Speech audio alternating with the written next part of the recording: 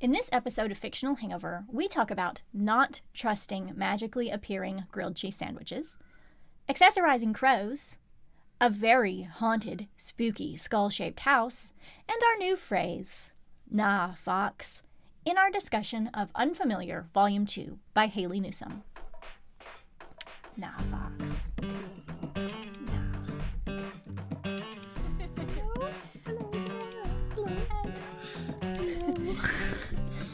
Hey everybody.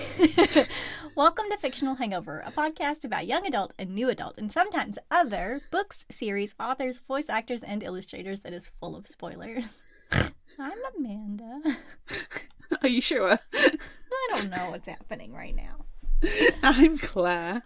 I'm definitely positive on that one.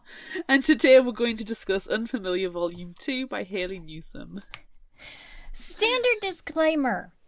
If you haven't read this book, please remember that Fictional Hangover is all about spoilers. If you haven't read and don't want to be spoiled, stop listening to us and go read the book. Then come back. If you haven't done this but want to pretend that you have, or if you don't care about spoilers, or if you just like the show so much that you don't care about any of that, then listen up. Yay. And Unfamiliar Volume 2 has only just come out. This is really recent.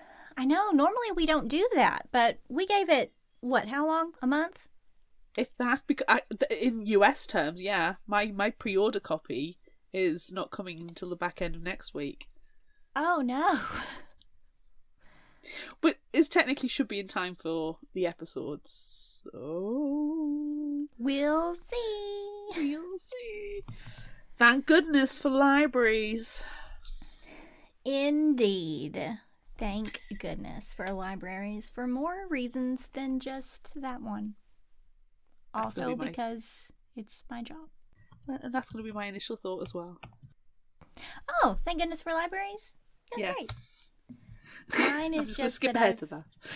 Good. Yeah, mine is just been that I've been ready for this one since we read the first one.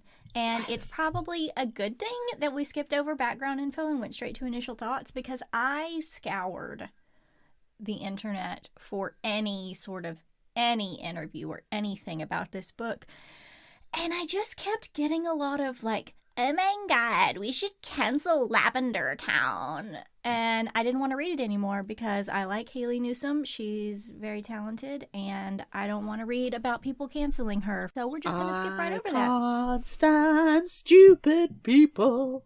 They don't deserve my time. No, they don't. So cool. Let's just skip over that. And go right to the summary. What? Yes. This is the shortest introduction ever. What? Oh my god. All right.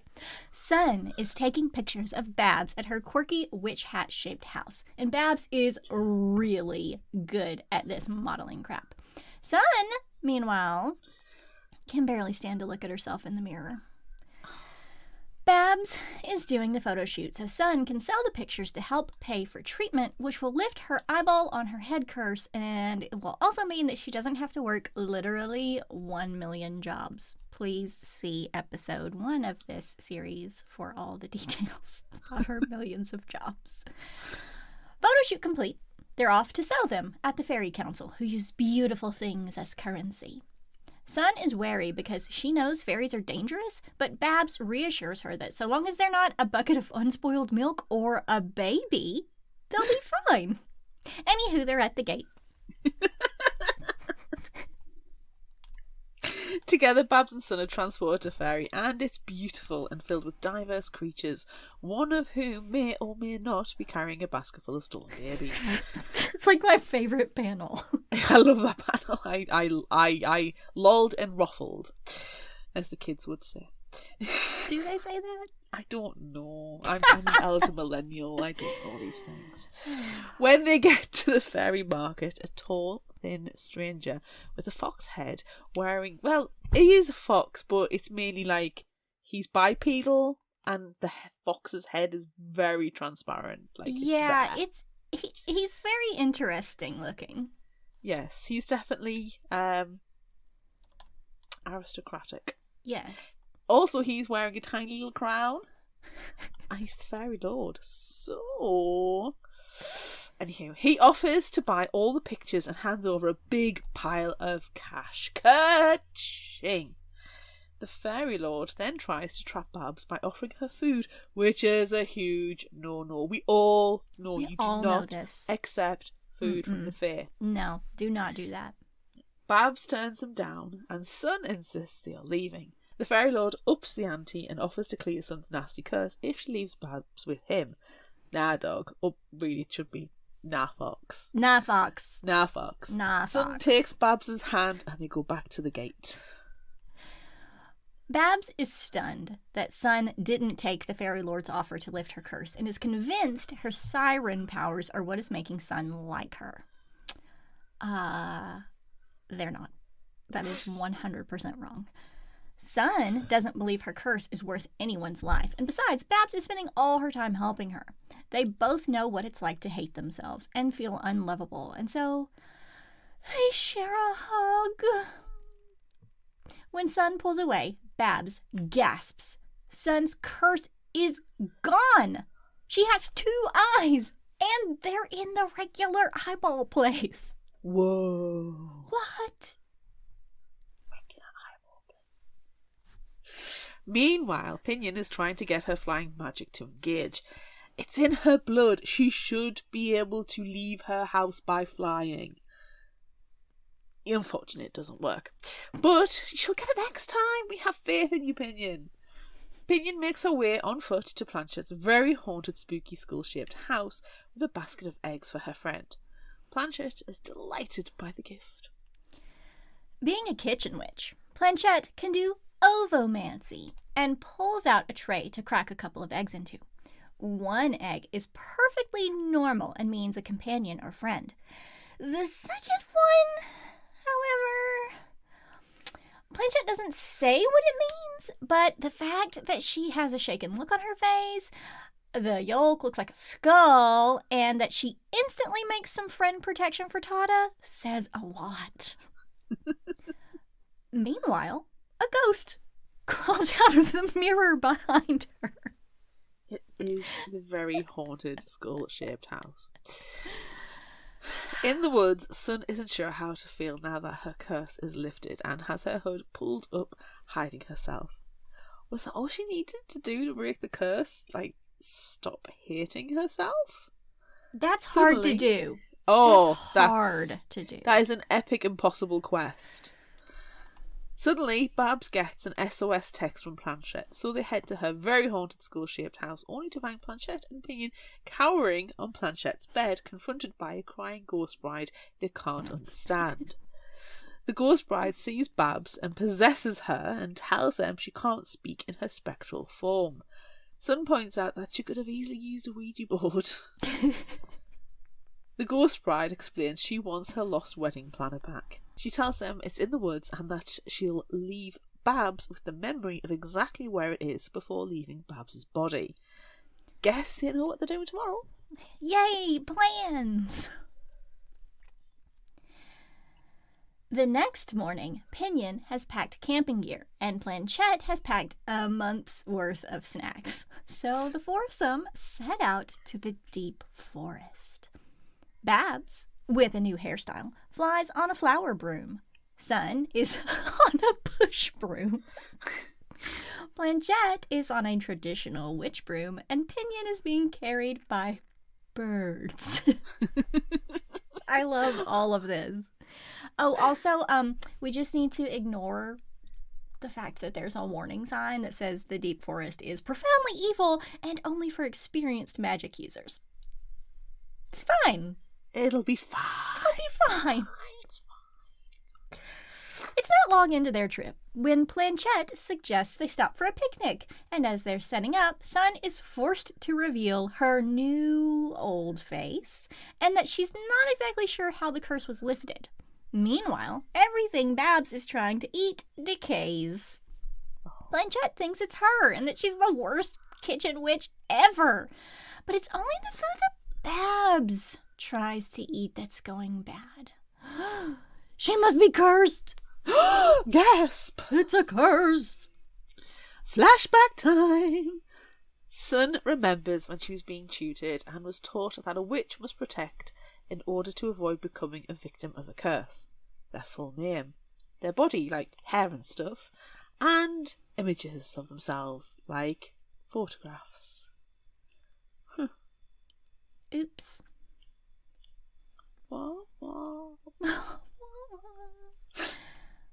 Back to the deep forest. While Babs is being her usual positive self and is sure it's nothing serious, Sun is sure that the Fairy Lord has something to do with this curse. Packing their picnic up, they continue on their mission until nightfall, when the group sets up camp. The wedding planner isn't too far away, so they should find it in the morning. As Planchette throws a chili pepper on the fire for warmth, which is adorable and precious, Babs' stomach gives a huge growl. They try feeding her, thinking, that it's like Babs handling the food that may be the cause of it going bad, but that doesn't work. Oh. Planchette and Pinion sleep soundly while Sun and Babs lie awake. Babs is too hungry to sleep and keeps thinking about grilled cheese. Same, Babs. Yeah. I love that panel, and I knew that you would too. This surprises Sun, who figured Babs would want girly food like macarons. I mean, they're nice and all, but it's no grilled cheese. No. Sun's first impressions of Babs weren't nice, and they were born out of jealousy. She felt like a monster compared to her and believed all the rumours and thought Babs would be conceited.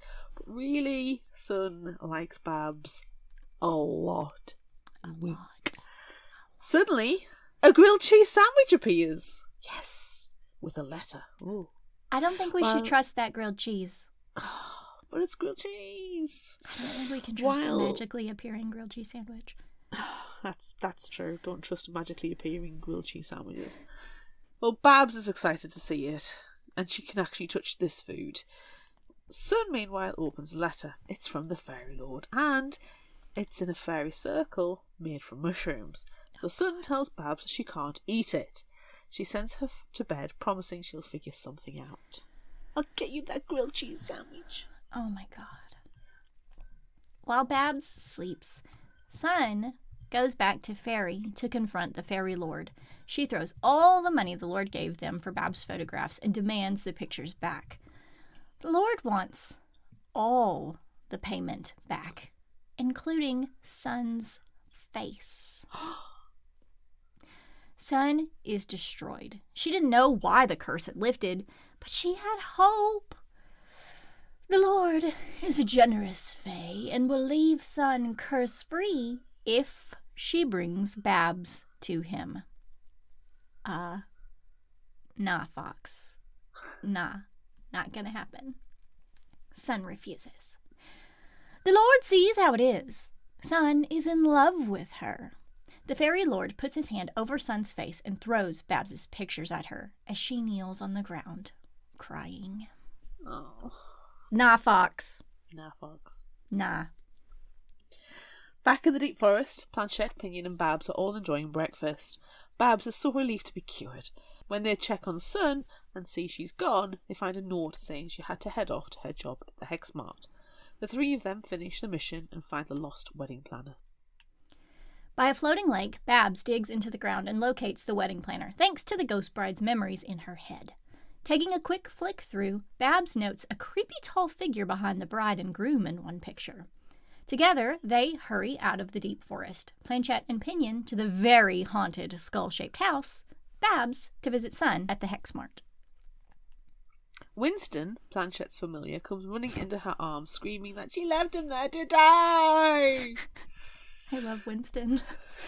Ignoring his dramatics, Planchette pulls out her Ouija board so the ghost bride can communicate. The ghost bride appears, holds her wedding planner close as she uses the Ouija board to thank them for finding it, and asks if they can do one more teeny tiny thing, to help her find that final piece. Grant her the wedding she had planned. Okay, Planchette will make the cake. Is 20 layers going to be enough? Yeah, Planchette, I think it really is. Over the top. At the Hex Mart, Babs finds that Sun didn't turn up for her shift from the bird-masked manager. At the cafe, the Mary Lloyd-looking manager reports the same, as do the two other places Sun works. The last one saw Sun walking home, though. Thankfully, Babs has Marlowe, her one-eyed cat familiar, with her to give her courage, as Sun's house is imposing. Babs knocks and Sun's mom answers. She's tall and thin with her arms crossed. Think Morticia Adams, but with a witch's hat, sad tired eyes, and, spoiler alert, a not very positive attitude towards her offspring. Ugh.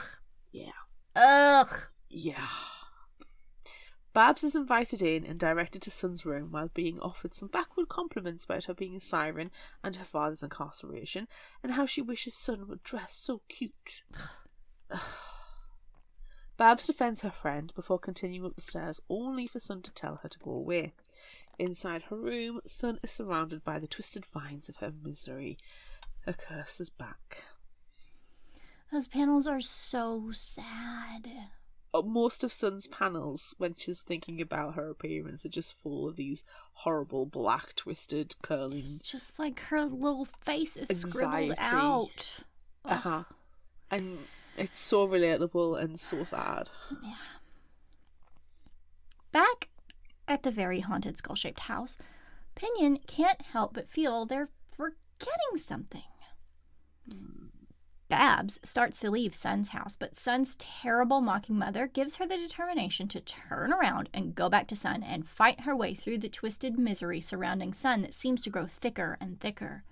Babs refuses to leave her alone and isn't disgusted by Sun's appearance. The only way Babs can show how she really feels about Sun is to kiss her. And we all cheer! Yay! The kiss! Planchette screams. They forgot the kiss! They don't have a groom for the wedding! Oh. The ghost bride tells them that her marriage was arranged and that it was the wedding itself that she had dreamed about and planned. Well, it's going to be perfect. Who needs a groom anyway? Pinion asks Ari, her bird familiar, to deliver the invites, and he's on it, including delivering to Babs and Sun's mid-kiss. The wedding is in 1 hour, so yeah, they'd best get ready. Babs heads home, and while hugging a pillow, tells Marlowe it was her first kiss with someone she actually likes. Sun, meanwhile, checks WitchyHow. Do sirens kiss people out of pity? And is given a resounding no in response. Both Babs and Sun take care getting dressed for the wedding. Unfortunately for Sun, she has to walk past her horrible mother, who gives her unsolicited, nasty comments about her outfit, which is actually very cute. It's a tiny black dress with frilly white collar and pink ribbons, and it's adorable. She looks spot on. Yeah. The wedding is taking place at Planchette's very haunted skull-shaped house. The ghost twins, Dottie and Lottie, are the flower girls. The witch doctor is in attendance with his wife Camille, who has offered to play the music. Even Detective Alice has come, though she's lost a finger after doing a little necromancy because, death always takes his fee. Luckily, the witch doctor is there to tend the wound. Approaching the very haunted skull-shaped house, Babs and Sun see each other looking amazing and walking together, arms linked. And Sun, she's trembling, bless her. She's so precious. The wedding commences, and the ghost bride walks down the aisle while Camille plays the flute. Unfortunately, it's interrupted by the fairy lord, who Pinion whispers to Planchette is in fact the fairy king. Whoa. Sun snaps at the fairy king, demanding to know what he wants. He has only come to beg Babs for forgiveness and take her by the hand, and asks if she accepts his request to reconcile. Babs, being a nice person, says, "I do." When the fairy king removes his hands from Babs, there's a ring on her finger, and he declares a real wedding has taken place. Nah, Fox. Nah, Fox. Nah, Fox. Nah, Fox, that is not how this works. Nah. Babs is upset she's been tricked, and Sun is furious and calls the fairy king out. The guests start to whisper, they should do something, but it's the fairy king. Alice points out they need a fairy circle. Planchette throws mushroom puffs at the king, and they form a mushroom circle around him. Then poof, he's gone, and they can get back to the celebration at hand. Finally, the ghost bride reaches the end of the aisle, and with happy tears she tells him thank you before moving on.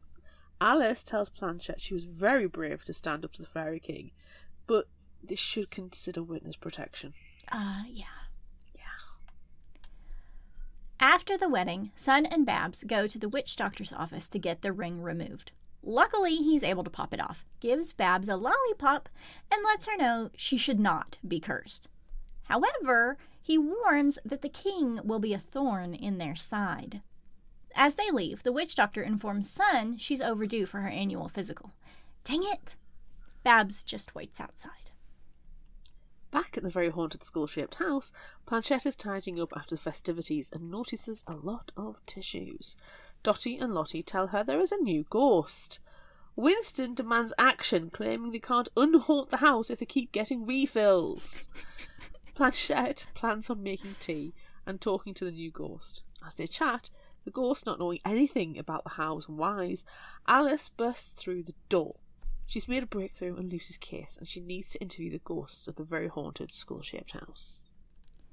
Back at the witch doctor's office, Babs is still waiting when Camille comes in. She needs more medicine as she gets sick so often. In fact, it's how she and the witch doctor met and fell in love. Ever since, he's been pulling Camille from the brink of death. Camille breaks down and runs upstairs, crying.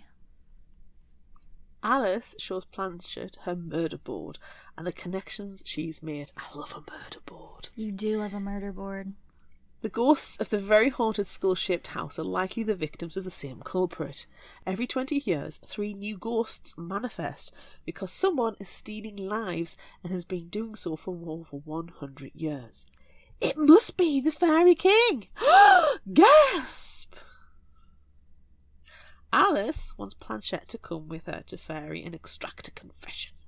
Winston is very opposed to this plan because she's only a kitchen witch, but Planchette needs to help. Grabbing some portobellos, they head out to fight crime and make a murderer pay.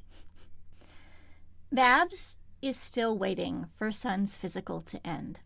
She spots something in a magazine, an eyeball pendant that Lucy, Alice's dead best friend, was wearing when she was killed. Babs takes the pendant and knocks on the witch doctor's door before opening it. She's shocked by what she sees. Alice, meanwhile, is confronting the Fairy King, but he only admits to a bit of kidnapping, not murder. How could you even suggest such a thing? All his victims are alive and thriving and ringing up quite a cake bill. Well, shoot. If it's not the Fairy King, who could it be? The witch doctor! Oh! He has Sun unconscious on the table with a mask over her mouth and nose. It would be cruel to kill her when she's awake, after all. Babs tries to get to Sun, but the world turns fuzzy and she realises there was something in her lollipop. The witch doctor explains he's doing this to save the love of his life, Camille. He would do anything for her. If Camille's life was running out, he would get her more, again and again and again. Babs understands he is doing this for love, but what about the one she loves? She reaches for Sun's hand.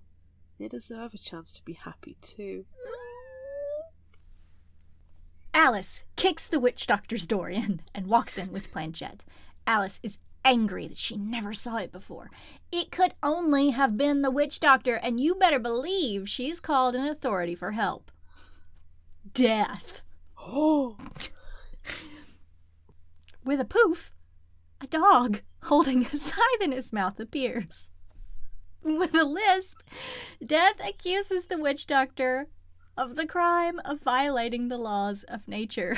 Violating the laws of nature. The witch doctor begs for Camille to be left alone, but Camille has come down to the office too and tells her husband that this isn't what she wanted. But she still let it keep happening. Come on, Camille. But now it's time that they both go. With a swipe of his scythe, Death takes Camille and the witch doctor. And he's tiny and a precious little doggo, and everything about him is fantastic. He's such a good doggo. Unfortunately for the witch doctor, it appears he has unfinished business, and his ghost remains while Camille has moved on. Perhaps he needs to make amends. Planchette suggests he help with the ghosts at the very haunted skull-shaped house, since, he made them. 2 months later, Babs is helping Sun move out of her mom's house. With a bitter parting of, "You'll be back. You're nothing without me," Sun leaves. Yeah, nah. As she looks at Babs, she knows she's pretty good, even if their new place may have a ghost problem. Everywhere has a ghost problem. Everywhere has a ghost problem. Ah, it's so cute and precious. I want volume 3, but volume 2 has just come out, so now we have to wait. I know. Why do we do this to ourselves? Waiting is the worst. Well, now everybody listening has to wait, but only for like 30 seconds while we share this promo from another show. That was very kind. This is the Novel Universe with your hostesses, Dawn and Ashley. We rate and review the newest and most buzzworthy books. We are true book club ladies that don't always agree, but we do enjoy a good book discussion. You can find the Novel Universe on Apple, Spotify, and Google, where we post new episodes twice a month. I'm Dawn, the criticizer of books. And I'm Ashley, the fantasy architect. So grab your favorite beverage and join our universe.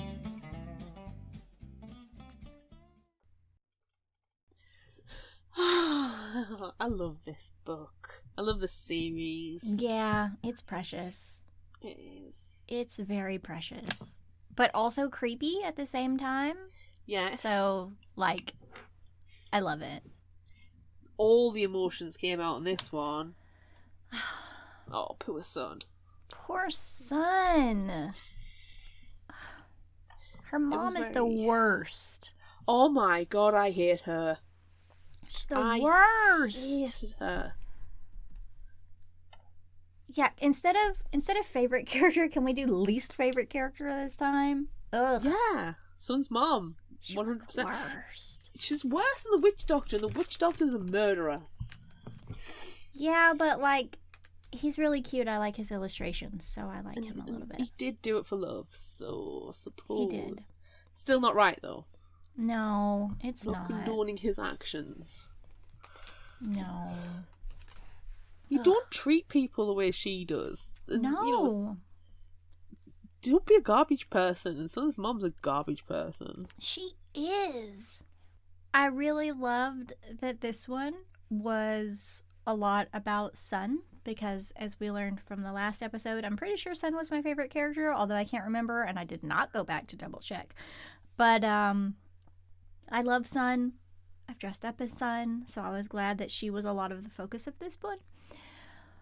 But it made me so sad that she was sitting there most of the time under a scribble of self-loathing. Yeah. But what a good way to illustrate that, right? It was absolutely brilliant. And it's so visually accurate. Yeah.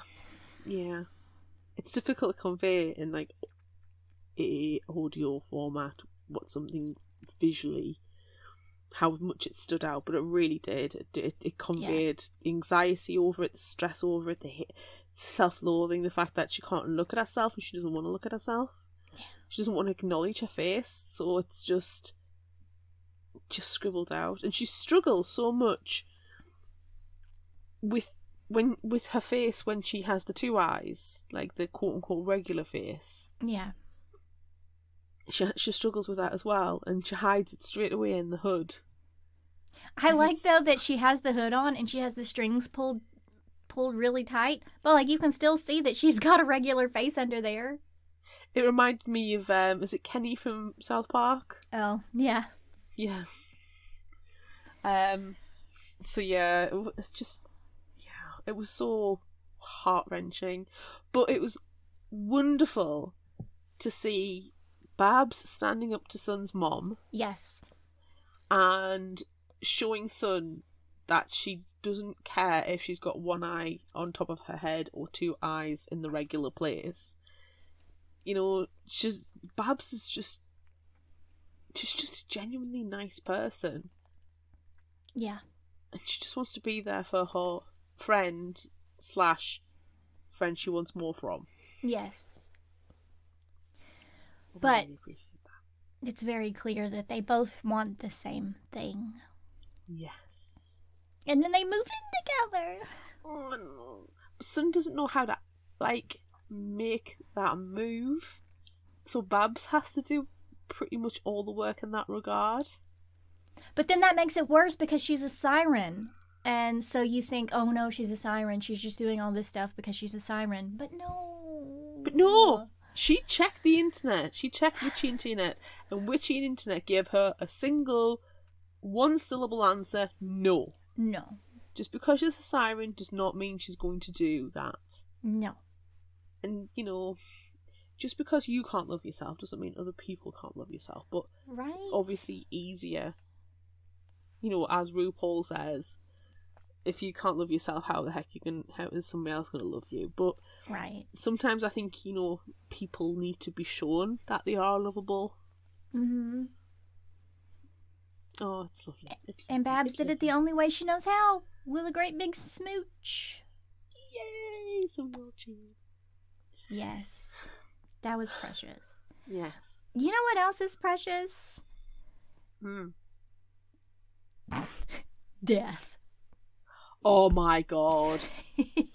Skipping ahead slightly, Death is 100% my favourite character. Same. 1,000 times. 14 out of 10, good doggo. Would be scythed by him again. Honestly, just... Oh, you got a little wisp. Oh, Aww. cute. He was precious. He was precious. I like little good little doggo. I like the way that Alice was like, yes, I've called him in. And then there's a close-up of the witch doctor's face, and he goes, Death. And you're like, oh. And then there's a cute doggo. Oh. And that scythe was way too big for him to be carrying around. He wielded it well. He did, but it was giant, and he was so small. He doesn't have opposable thumbs. He's not bipedal. He's just a regular old doggo. And I love how, nondescript he was. He was just like a little pointy nose. He was kind of like that, he's kind of like Sun's familiar, was just, drawn with angles. Yes. It was really cute. Edgar. We didn't see Edgar in this one. No, we did not. But, Sun doesn't really care for him too much. They don't really like each other very much at all. God knows where he is, really, because, could be one of a million jobs that she's got. He could have been left in Fairy. He could be left at home, as long as he comes to the new house, I suppose. Yeah. And not be left in with Sun's mom. No. We can't have that happen. No, I really enjoyed that. I loved Alice kicking the doors. She doesn't just enter a room. She kicks the doors in. Every single time. Every single one. That was so funny. I don't understand where she came to the conclusion that obviously it's the fairy lord who's killing everybody and turning them into ghosts. Well, it's not really a fair MO, Yeah. They're into kidnapping. They're into and tricking. babies and milk. And milk. They're not into murder. No. Nah, Fox. No, Fox. So it was a bit of a leap in that regard. Yeah, but he was doing some really nefarious things, and Alice was there to witness most of those, so it's an obvious jump. Yeah, I suppose. And I like the fact that she brought Planchette along. Planchette's obviously building up her confidence, which is nice. And she didn't have any magical mistakes this time round, which is really, really good. But she thought she did. Remember how upset she got when Babs was trying to eat all her food and it just kept getting real gross? It's all my fault. I'm so terrible. Nah, not your fault. Nah. Jerk Fox. Terrible. I enjoyed the wedding as well. Yes. I thought that was sweet. It was a nice, I say, easy win for Planchette to, set a ghost at peace. And it was nice to see Dottie and Lottie still there, and the way that they were flower girls, where they were just like bombing the flowers. Yes, that's another one of my favorite panels. They're in the background, just angrily throwing flower petals. So good. And Pinion's and Planchette's, oh, they're doing so good. They're doing such a good job. I think that's probably one of my favorite things about this book is like the little things that are happening in the background that are just completely ridiculous. Yes. I'd say you've got to study them. Like, even in the end, we do have a bit of a flashback to Planchette and Pinion, who were mentioning that Babs and Son are moving in, but it's only like 2 or 3 panels, so it's so minor that read the book, see them. But you see the very spooky, the very haunted skull-shaped house, and if you look closer enough and like zoom in a bit, if you're on an ebook, you can see Dottie and Lottie in there, and you can see another ghost and the witch doctor inside. Yeah. If you zoom in, and it's just little details like that really are cute. And the same with the when the first Babs and Son first go to Fairy, and you see the fair with a basket full of babies. Yes. It's those little things in the panels that you're like, it's the fun Pretty details. sure that's a basket of babies. She has a basket of babies. What could she be doing with a basket full of babies? Or when you see the background of when Alice and Planchette are confronting the fairy king, and he opens the door and all the humans that he's kidnapped are in there having a party. And you can see the party going on. It looks like a brilliant time, actually. It really does. But I still don't want to be kidnapped by the fairy or fed or tricked with food, etc. No. But it looks like that's not such a terrible thing, except for the fact that you're kidnapped. Yeah. He's not murdering anyone. He's treating them well. Lots of cake. Yeah. I wonder if there's grilled cheese as well. Probably. I mean, he magicked up. Oh, he magicked up one for her, so. So upset that she couldn't eat it. I know. I love that it's grilled cheese. There's a whole lot of like grilled cheese in the books that we enjoy. I enjoy a grilled cheese, and I'm looking forward to when we do the Princess and the grilled cheese sandwich next year. Yes, me too. I'm gonna eat so much grilled cheese. I want some grilled cheese now. I know, me too. There was about a year where every time we finished recording, all I wanted was to have grilled cheese. Yes. And I've had to resist because at 2:00 in the morning, it's not a good time to have grilled cheese. No, well, right now we're not recording that late, so you still have ample opportunity to eat a grilled cheese. I haven't opened my advent calendar today, and I have a cheese advent calendar. Yes, you do. I am so excited. Is there anything else we need to talk about? I wasn't really surprised by anything. I think just because I love the preciousness of it, and I just take everything in stride. Were you surprised by anything? Not particularly. I half want to say I was surprised that Babs said I do at the wedding. The only people who should ever say I do at a wedding are the brides or grooms that are involved. Yeah. But wasn't really surprised because it was an obvious trick. I'm sure we were sus about the witch doctor in volume 1, so the fact that he was the murderer wasn't a surprise. Right. We definitely called Babs and Son in the first volume as well, so that again wasn't a surprise. If I have to be pushed for a surprise, possibly by how little Pinion was actually in this book. We had like the first instance when she's coming out of her house, and she just falls. And luckily, Ari, her familiar, is the one carrying the basket of eggs just in case. Yes. And then we see her being held up by the birds when they go to the deep forest. And then she's just kind of in the background helping Planchette with the ghost bride's wedding. There's very little focus on her. Yeah. So I'm wondering if maybe's Volume 1, we had quite equal measures between all four of them. Mm-hmm. This one was very Sun, very Babs heavy. I'm wondering if in the next one we're going to find out a little bit more about Pinion and potentially, is she going to come into our magic a bit more, which would be lovely to see. I hope so. But then, what else would happen? What would be the terrible thing that happens in that one? I don't know. Because something terrible has to happen. New characters can be introduced. Sun's mom's the absolute worst, so she could possibly come back to terrorize people. Yeah. But I have a feeling we're going to potentially meet Pinion's family. They're mentioned, but we've never seen them. Yeah.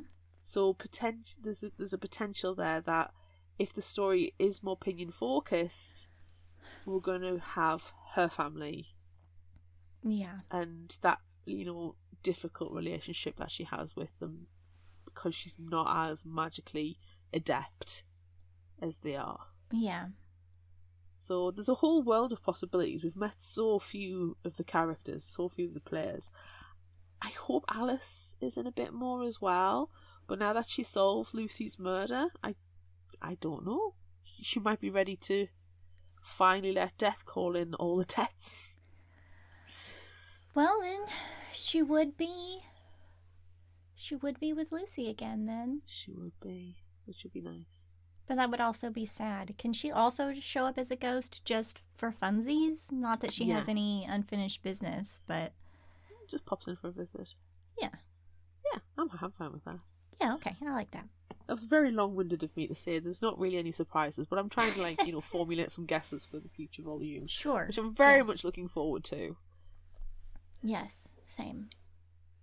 But these are webcomics too, right? So yeah. I don't want to do it though.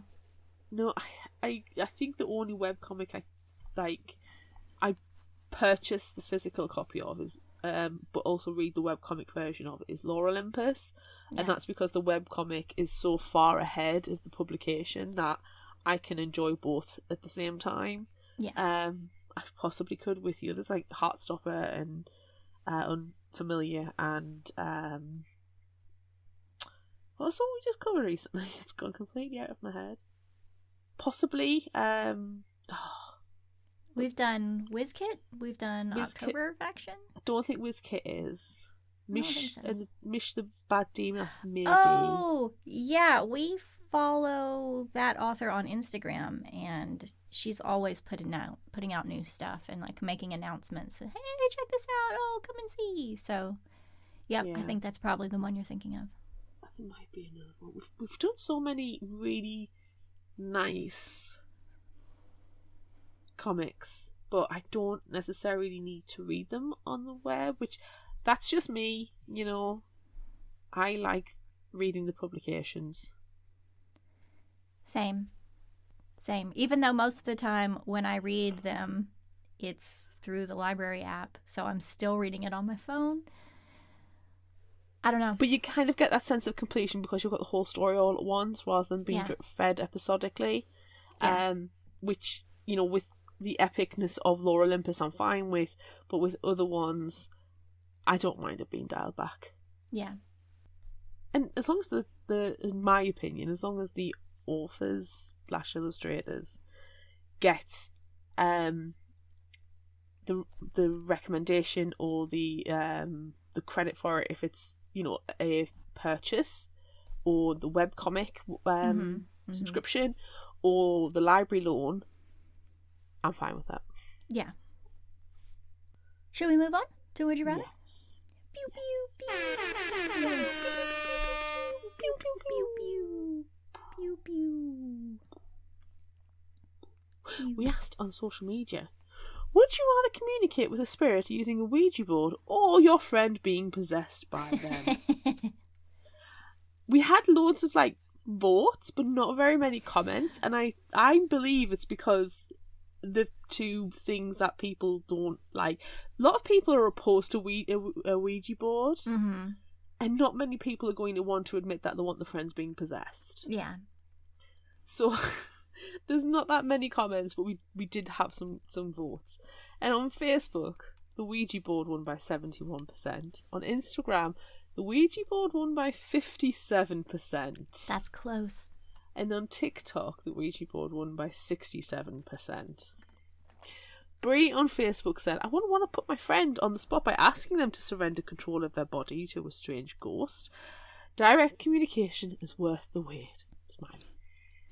Fiona on Facebook said, had a possessed friend once, just a bit creepy, and you can't escape quickly. Whereas a Ouija board, you just take off the glass. Does that really stop it, though? It depends on people's belief with the Ouija board. That's true. Drew on Facebook said, 100% Ouija board. Worst case, I can just throw it outside. Lol. Does that really work, though? Again, I think it depends on your belief of the Ouija board. Finally, Colin on Facebook said, possessed friend, Ouija boards are too open to outside manipulation. I trust my friends not to play silly bastards and pretend to be possessed if they're not. Also, objectively, it would be fucking hilarious.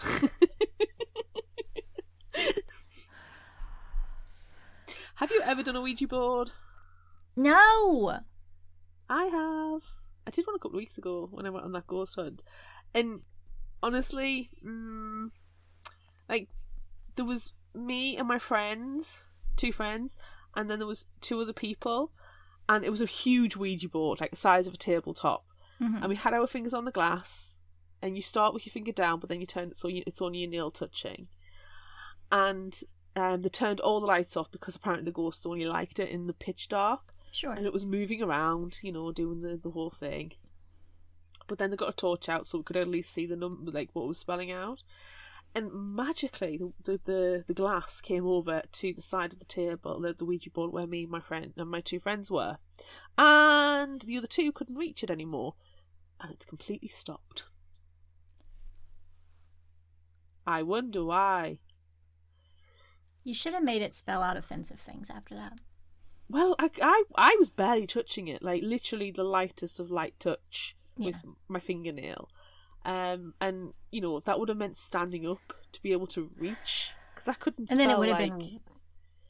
It would have been really obvious then. It would have been really, really obvious. But order me a pizza with pineapple, you know? Yeah. So, but I do know people who won't even say the words Ouija board because they think, oh no, it's going to invoke ghosts. And it's a trope horror movies love. Yeah. Like, it's an opening, but isn't it like Mattel or something that own the rights to it? It is something like that, yeah. Like Itoy. And I know the history. I've like listened to podcasts. I've read books about the history of the Ouija board, and I know about the history of spiritualism and why they were invoked, and how much it's freaking fake. Yes. So there's no mysticism in a Ouija board for me. But then, what was that movie I watched a few weeks ago? The Talk to Me? Yeah. Where they get possessed by the ghost? Yeah. That was creepy as. Yeah. So... I love that. I feel like it's creepier. That's the answer that I choose. I choose, sorry, Claire, you're going to have to be possessed. Well, likewise, Amanda. Cool. And again, you know, mirroring what Colin says, objectively, it's going to be fucking hilarious. Yeah. As long as you stop it before talk to me wise, I have to like lick the inside of a dog's mouth. That was gross. That was actually the grossest part of the entire movie. It was awful. Don't smooch a doggo, especially if that doggo's deaf. Yeah, no, don't do that. Ugh. Dogs lick their own testicles. It's disgusting. Dogs lick their own buttholes. Oh, and other buttholes. Yes. It's just disgusting. Don't do it. Don't. No. Next question. Yeah. Would you rather be cursed with an eyeball on your head or all your food to go rotten? Eyeball on my head. I think it's a nice look. You looked really good. You really worked it. Yeah, I liked it. And I mean, maybe I could see better if I had one giant eyeball on top of my head. That would be my only worry is, do I have tunnel vision? you know? Yeah. And I'd be worried about, I mean, I'm not a tall person, so, you know, adding that extra few inches on the top wouldn't be too much. Yeah. But, you know, walking through doorways and stuff, I don't want to scrape my eyeball across things. Yeah. Could So we just get like a little tiny hat to put on top of your eyeball? I mean, if you could, yeah. What kind of tiny hat would you make your eyeball wear? Which hat? Pointy witch's hat, yeah. Yeah. I feel like it would just have to be seasonal. Yeah, I mean, to be fair, at the moment, I could, you know, I like the really ridiculously pointed, like, Santa hats that you can get. So that would be fun on top of the head of the eyeball. Yes. Uh-huh. Potentially have to use a hard hat. You might. Or, you know, have a big floppy sun hat. Yes. In the summertime. I also like the way the sun just puts a hood up. Yeah. And just walks around moodily. I can dig that. Yeah. Yeah. I definitely don't want my food to go rotten. No, I need my grilled cheese. Yeah. Anywho, would you rather be tricked by the fairy king or by the witch doctor? Nasty, nasty tricksters. The fairy king, I think. I feel like, I mean, we saw the party that everyone was having in the background. Like, that's probably nicer than, you know, being murdered by the witch doctor. Yeah, same. I'd rather be tricked and end up at the fair court party, racking up the cake bill and the cheese bill. Yeah. Would you rather fly by broom or be carried by birds? Fly by broom. Why is this even a question? I'm not going to be carried by birds. Fuck them. Birds. Fuck those shits. Most of the birds that I like can't fly. So, no. It's fly by broom every time. What kind of broom would you fly on? I don't care. It's not a bird. I think that I would like to be carried by birds, but I would like for them to be like menacing, you know, like a crow or a raven or something. Like something terrifying. Can you see? Is that not too on the nose? I mean, so what? So what? Fine, fair. Let me be terrifying. Yeah. Are you gonna have like a long crow cape to go with it? Probably. Cape? Probably. I feel like we're falling back into the mystery men bad guys that we created. Yeah. That's also fine though. It's good. I actually went even farther back in time than that and thought of the King of Crows. Yes, I was thinking that as well, mashing it together. Yeah. So when I open up the cloak, you know, like, there's nothing in there and, you know, souls and madness and all of that craziness. And he had scary teeth and I was okay with that. And he also wore a hat. The hat's the selling point. Yeah.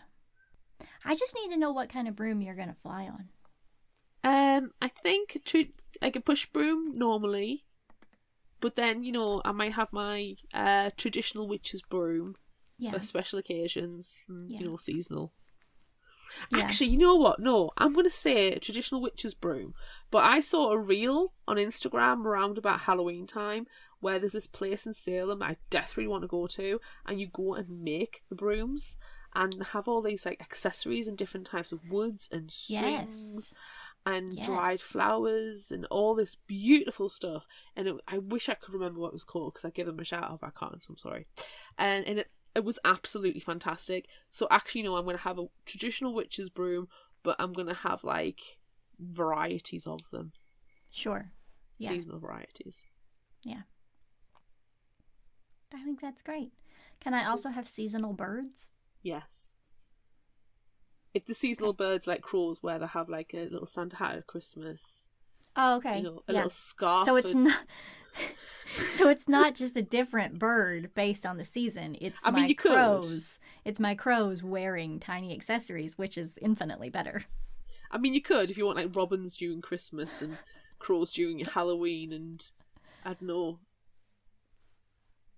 Flamingos in the summer? I don't know. Flamingos for summer, yeah. Oh, that's scary. Storks for the spring. Only if they're delivering fresh babies that I can then After take. they've been kidnapped. They're Yes. delivering freshly kidnapped babies. Yeah, that I can then take to ferry and swap Yes. out for something better. Yes. Sounds like a great plan. Or it's either that or the crows get to accessorize. I do like a tiny accessory for my friends. So that's probably the way we would have to go. I can see it and I adore it. Yeah. What's our last question? I don't know if it matters anymore. I don't think it does. Would you rather make a deal with the Fairy King or death?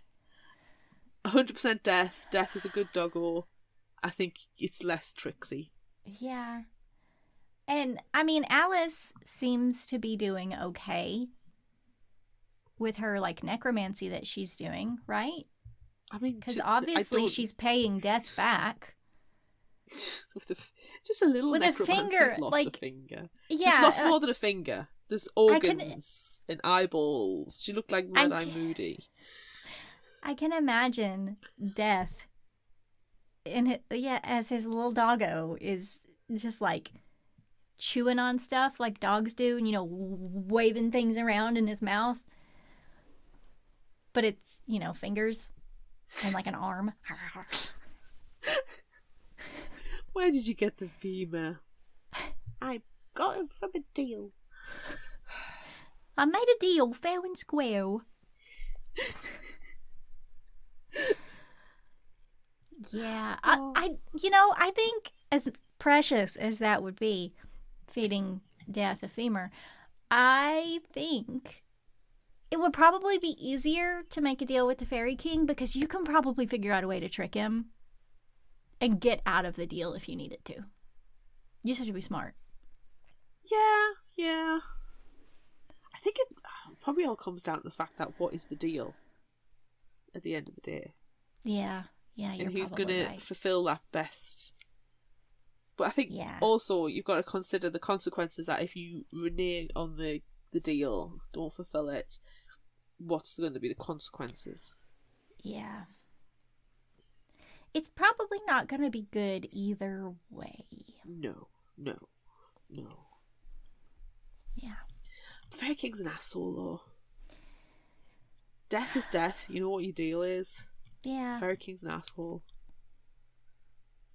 I'm There's still next babies too. There's going to be too many babies. That's true. There are going to be a lot I've said of it babies. once. I've said it a million times. There's one kid in this world that I, like, and that's it. I don't want to be around anymore.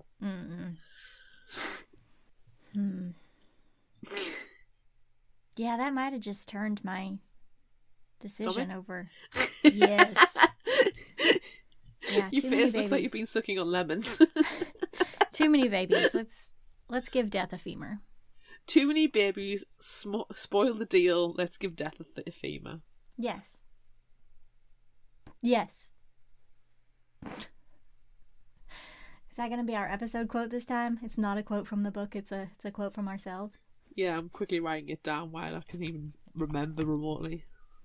Speaking of, though, favorite final thought Speaking of. quote? Do you have one that's not one that we've penned in this episode? It's an homage. Do you know? Surprisingly, I found Volume 2 less quote unquote quotable Yeah. than the first one. Yeah. There was a lot of where the panels, the artistry told the stories rather than the words. Yes. Which is not a final thought quote necessarily. No. Or the quotes were potentially too spoilery. Anyhow, I want to just give you a couple. Okay. Grab some portobellos and let's move. And obviously, all I can think about is grilled cheese. Claire. Quotes from the book, please. Sorry. What do you got? I only have 2 as well. Ah. They sure do love stealing those babies.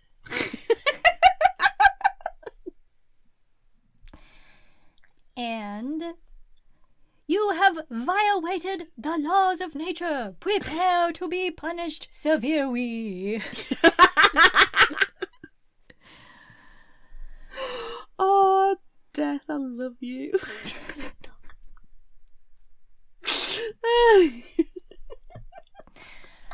Okay, if you liked this, try this. What are you going to suggest? I'm going to suggest something that I want to now read, and it's called My Aunt is a Monster. It's by Ramina Yee.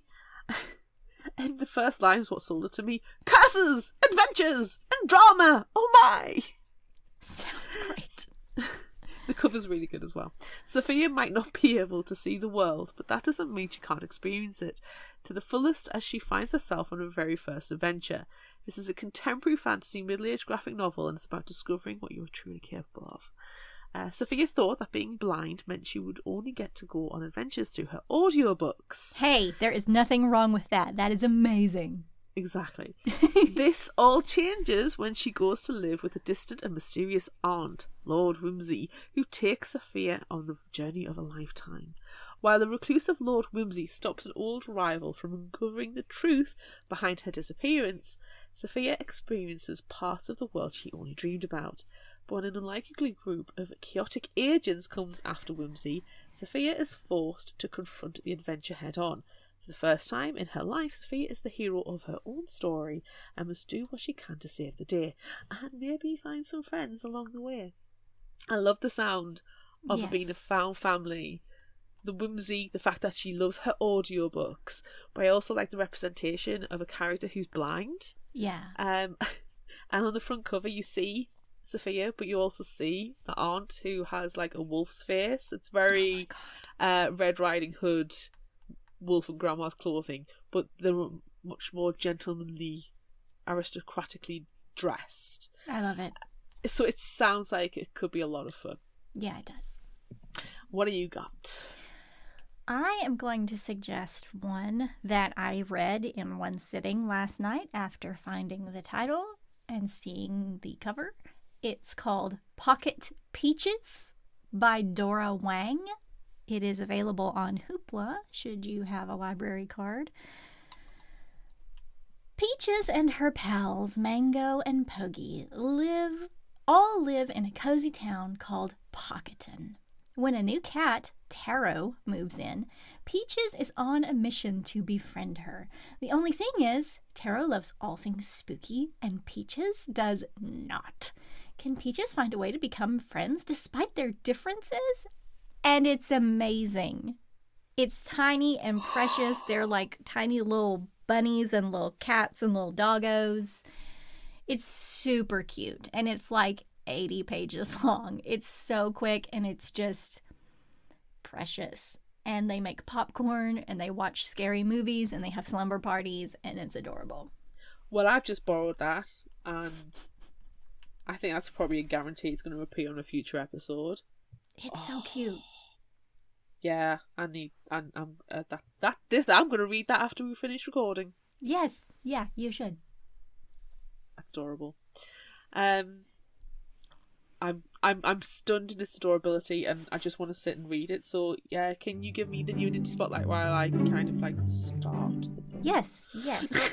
So I found this one on NetGalley because we haven't received a lot of graphic novels or manga or anything like that in our inbox lately. So I had to go searching for this one. It's called Nothing Special. That's volume 1. The series title is called Through the Elder Woods, and it's by Katie Cook. So this is a graphic novel as well, obviously. In the grand scheme of the worlds at large, Callie thinks she's nothing special.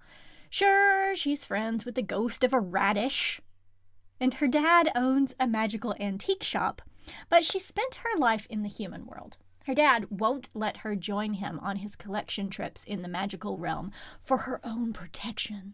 So, she's only caught glimpses of that world through the gates of the town where her father's store is. On her 17th birthday, Callie goes home with her friend Declan to find her home in disarray and her dad missing. Signs of a struggle point to the portal to the magical realm, and when there are signs, you follow them. Now it's up to Callie, Declan, and Radish to band together and bring him home. As they face creatures good and bad and all sorts of adventure, Callie and Declan may just find out that they are both special in their own ways after all. They're friends with a ghost Radish, Claire. Yes, I'm already on the library looking. Now, it's not out yet. It doesn't come out until next year, so... Well, we can put a hold on it. We can suggest that it be purchased for us to enjoy. Because that sounds absolutely delightful. It's a ghost Radish. I love the fact, I love how, give us a book that's full of blood and gore and murder and terrible, terrible things to happen to everybody. But if it's a graphic novel, damn, we want the adorability factor through the roof. We do. And we want it to be the most ridiculously cute thing ever. Yes. Yes, our graphic novels must be absolutely precious. We are full of multitudes, Amanda. We are. We really, really are. Yeah. Anywho. That's it for this episode of Fictional Hangover. I'm Amanda. And I'm Claire. Join us next time as we discuss The Grimmer by and with Neben Ruthnam. Look out for our Would You Rather polls on social media. Don't forget about our book club and monthly challenges on Facebook. Be sure to visit our shop on Redbubble at fictionalhangover.redbubble.com for all your favorite Fictional Hangover themed merchandise. And become a patron of ours on Patreon at patreon.com/fictionalhangover. Until next time, remember, the only cure for a fictional hangover is another book. And a live episode on the 23rd of December. Yes! Yay! Hashtag always be bloody. You can find us at fictionalhangover.com. Follow us on Instagram, Threads, TikTok and YouTube at Fictional Hangover. And find us on Facebook at facebook.com/fictionalhangover. If you like this episode, check out our others and be sure to rate, review and subscribe so you don't miss out. And finally, special thanks to Liz Emerson for our music. You can find her on Facebook and Patreon. Thanks for listening.